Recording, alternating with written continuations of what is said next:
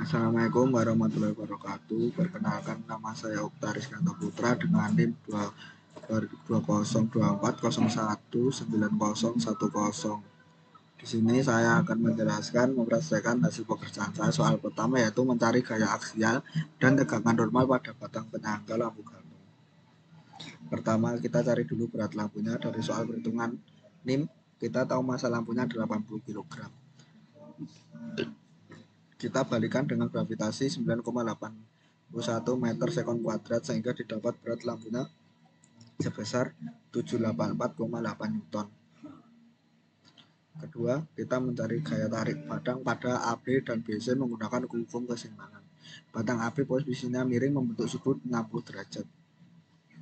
Kita buat persamaan keseimbangan gaya. Di sumbu X mendatar gaya tarik AB dan harus sama dengan gaya tarik BC. Setelah dihitung, ketemulah hubungan FAB. Ini dia hasilnya sekitar 1,2 FBC. Di sumbu Y yang tegak, kedua batang ini sama-sama menahan beban berat lampu ke atas. Kita memasukkan hubungan gaya tadi ke persamaan sumbu Y substitusi. Hasilnya kita dapat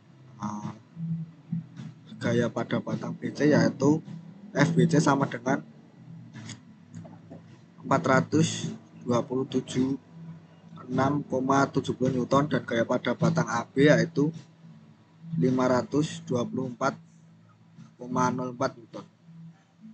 Terakhir, kita hitung tegangan normal di masing-masing batang. Caranya tinggal membagi gaya yang diterima dengan luas penampang batangnya. Untuk batang AB yang diameternya 10 mm, tegangan normalnya adalah 6,52 MPa. Terus yang kedua untuk batang BC yang diameternya 8 mm, tegangan normalnya adalah 8,49 MPa. Kesimpulannya, batang BC menerima tegangan yang lebih besar meskipun gaya yang diterimanya lebih kecil karena ukurannya yang lebih tipis. Selanjutnya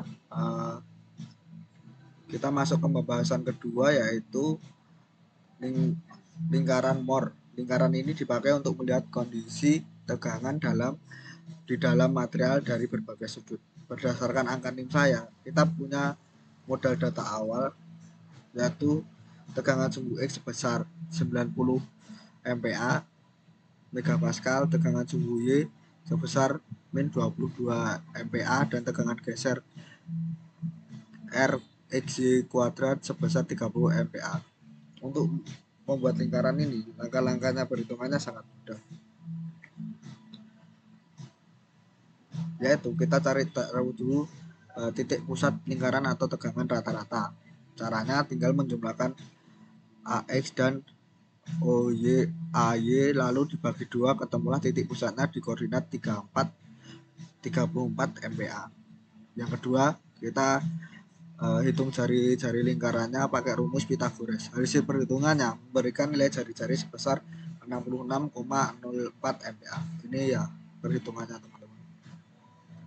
Dari nilai pusat tegangan utama dan tegangan maksimumnya adalah tegangan maksimum tinggal pusat ditambah jari-jari yang hasilnya 100,04 MPa dan tegangan minimumnya tinggal pusat dikurangi jari-jari, hasilnya min 32,04 MPa. Untuk tegangan geser maksimumnya nilainya sama persis dengan jari-jari lingkaran yaitu 66,04 MPa. Terakhir kita ke sketsa lingkarannya ya teman-teman. Untuk gambar lingkarannya, sumbu mendatar adalah tegangan normal dan sumbu tegak adalah tegangan geser. Kita plot titik A 90,35 dan titik B min 22 dan min 35. Lalu tarik garis lurus yang memotong pusat lingkaran dari titik C 34,0. Setelah itu kita buat lingkaran sempurna menggunakan jari-jari yang sudah dihitung tadi. Gambar ini secara visual menunjukkan semua batas kekuatan material kita. Ini contoh gambarnya dan ini keterangan dari hasil NIM saya sendiri yaitu NIM 10. Keterangannya A titik sama dengan 90,3 5 MPa, B titik XY TXY sama dengan min 22, min 35 MPa. C. Pusat lingkarannya sama dengan 34,0 MPa. Jari-jari lingkarannya sama dengan 66,04 MPa. Mungkin itu saja yang bisa saya jelaskan, kurang lebihnya mohon maaf. Assalamualaikum warahmatullahi wabarakatuh.